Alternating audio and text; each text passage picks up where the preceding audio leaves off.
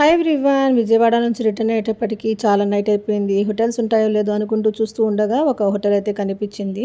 ఇది చాలా పెద్ద హోటల్ ఏమి కాదు, కానీ తినడానికి సమయానికి దొరికింది కాబట్టి ఇదే చాలా పెద్ద వరం అనుకోవాలి మనము. మనిషి జీవితంలో ఆకలి ఇంకా నిద్ర అనేవి చాలా ఇంపార్టెంట్ థింగ్స్. అవి సమయానికి దొరికినప్పుడే అవే మనకి వరం లాంటివి. సో మొత్తానికి ఇక్కడ తినడం అయితే నాకు చాలా హ్యాపీగా ఉంది. ఎందుకంటే ఇది మా తాతయ్య గారి గడ్డ.